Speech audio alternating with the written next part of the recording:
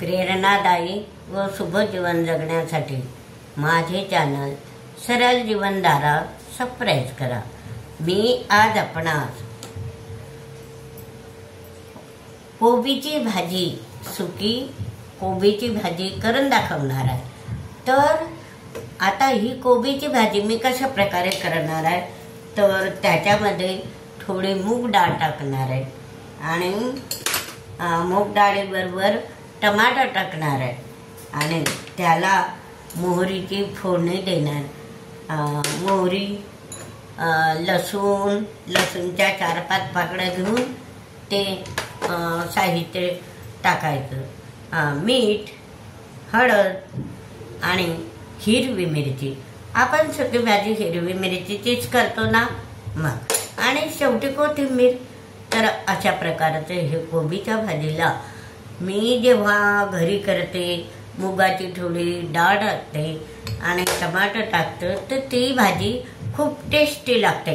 म्हणून मी आपणास सुद्धा ही मुगाची डाळ टमाटर टाकून केलेली करून दाखवते कोबीची सुकी भाजी। ते पहा। आता गॅस पेटवते। ही कोबी आहे, ही कोबी अगोदर वरून धुवून घेतली आणि बारीक अशी 1/2 किलो कोबी कापून घेतली।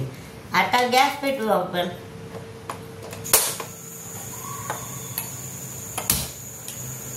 पेटवलं गॅस। आता गॅस पेटवल्यावर काय करायचं, थोडं गरम होऊ द्यायची कढई। गरम झाली आणि मग 2 पळ्या तेल टाकायचं। 2 पळ्या तेल टाकायचं। 1/2 किलो भाजी आहे ना, म्हणून 2 फुल पळ्या तेल टाकायचं। आता तेल गरम झालं की आपण काय करायचं, मोहरी टाकायची। मोहरीची फोडणी चांगली लागते। हे मोहरी टाकली। आता ह्या मोहरीमध्ये आपण काय टाकायचं, ह्या 4-5 मिरच्या। आपण 1/2 किलो याला 4-5 मिरच्या कापून घेतल्या। ते मोहरी उडते आहे, हे बघा फुटते आहे। मोहरी फुटली की लगेचच आपण काय करायचं, ह्या मिरच्या टाकायच्या 4-5।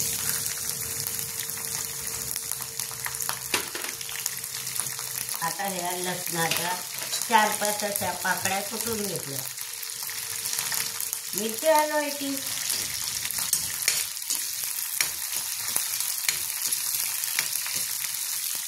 थोडी मिरची अशी झाली की लगेच आपण काय करायचं, लसणाचं हे पेस्ट टाकायची। ही लसणाची पेस्ट हे असं सारखं फिरवत राहायचं। लसूण टाकला, हिरव्या मिरच्या 4-5 टाकल्या। आता आपण याच्यामध्ये ही मुगाची डाळ 1/2 किलो कोबीला एवढीच घेतली आहे मी, छोटी वाटी।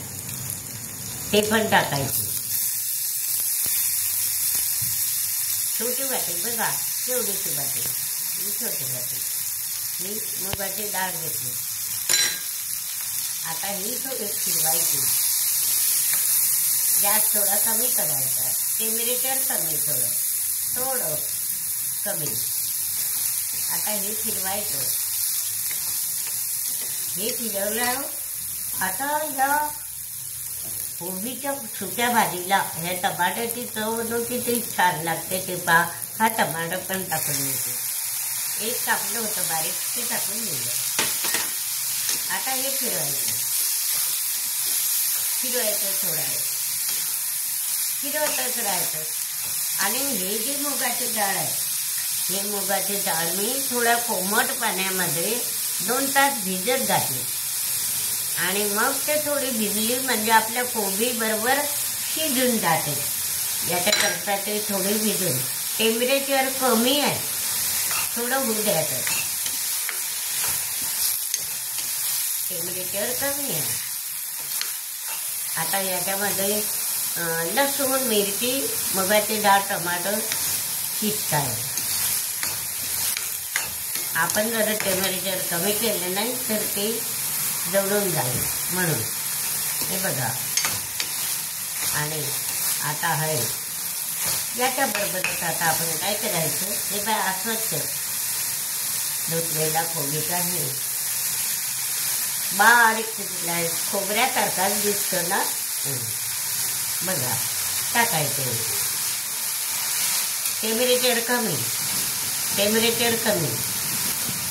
कमी करायचं. ठसका होतो, दळायची भीती असते म्हणून ते फिरत टाकत राहायचं. छान होतं. आणि तो कोबी पण असा बारीक किचून घेतला, मग तो असा आपल्या खोबऱ्यासारखा स्वच्छ दिसतोय. हे टाकलं. आता हे असं थोडं सोडायचं आपण. इकडे गॅस किंचित वर करायचा, किंचित, आणि फिरवत जायचं. याला आपण पाणी टाकत नाही म्हणून टेम्परेचर अगदी कमी लागतं, नाही तर ते तर जळून जाईल आणि शिजणार पण नाही. आता ह्या टमाट्याचा रस या कोबीमध्ये उतरेल, त्याचं पाणी होईल आणि मग मुगाची डाळ आणि कोबीचा लगदा छान होईल. तर अशा प्रकारे हलवत आपण मोठी कढई घेतली तरी चालते आणि अशी घेतली तरी चालते.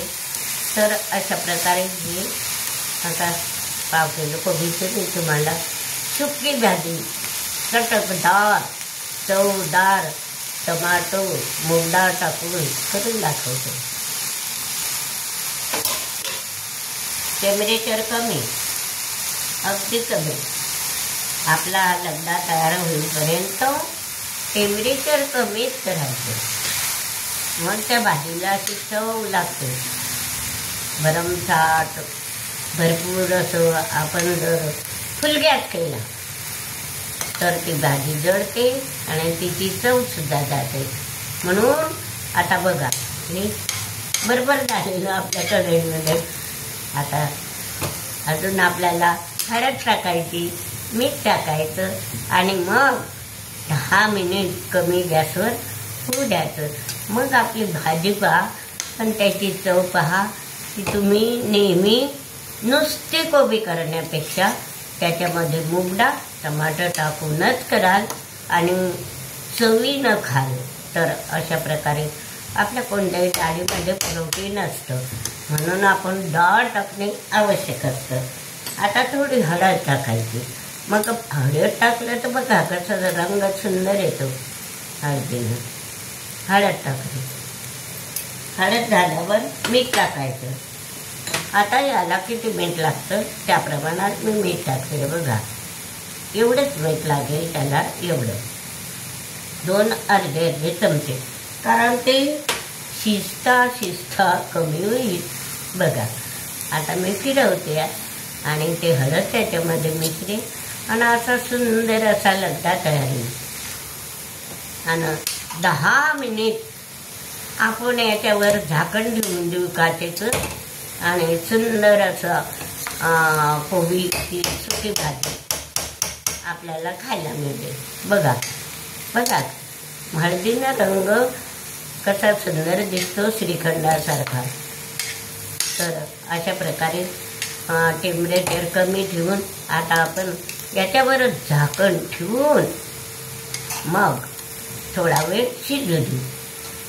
टेम्परेचर कमीच राहील. बघा मी टेम्परेचर कमी, आता हे फुल आहे तर फुल नाही ठेवायचं, कमी असं ठेवायचं. तर अशा प्रकारे आता मी 10 मिनिट हा लगदा शिजू देते. पहा हळद टाकल्यावर त्याचा कलर पहा किती सुंदर आला श्रीखंडासारखा. तर अशा प्रकारे ही कोबीची मुगाची डाळ टमाटो टाकून केलेली सुकी भाजी मी आपणापुढे कृतीयुक्त दाखवली आहे. आणि आता 10 मिनिट हे झाकण ठेवून होऊ द्यायचं.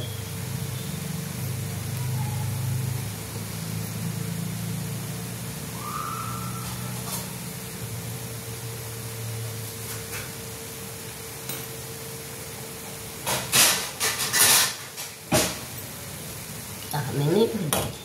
मोठं होतं उद्याचं 10 मिनिट बरोबर होईल.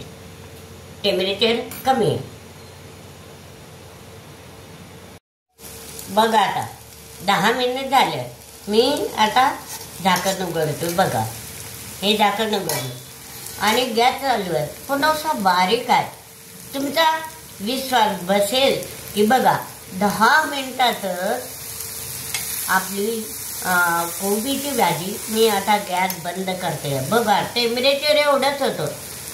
बारीक टेम्परेचरनं 10 मिनिटामध्ये आपली ही कोबीची मुगाची टमाटर टाकून केलेली सुकी भाजी. बघा हे बघा. आता हे किती खात्री करून घ्या करता. तुम्ही पण घरी अशीच करा आणि चवीनं खा. ही नुसतं कोबीची भाजी करायपेक्षा त्याच्यात मूग डाळ टमाटर टाकायचं. हे बघा किती सुंदर कलर आला आहे ना. सुंदर अति सुंदर. आणि चव पण प्रमाणात मीठ प्रमाणात हळद प्रमाणात मिरची अशा प्रकारची आपली ही चविष्ट मूग डाळ घालून केलेली भाजी तुम्ही अवश्य करा आणि अवश्य खा. आता ह्याच्यावर आपण काय टाकायचं. कोथिंबीर टाकायचं. हे बघा अगदी सुंदर अति सुंदर अशा प्रकारे हे कोबीची भाजी. भाजीपाला तर असतोच पण हे कोबीची भाजी मुगाची डाळ घालून प्रोटीनयुक्त असते आणि आपल्या शरीराला ती उपयुक्त असते. तर तुम्ही पण ही भाजी करा. कृती बघितलीच आहे आणि हा व्हिडिओ लाईक व शेअर करा.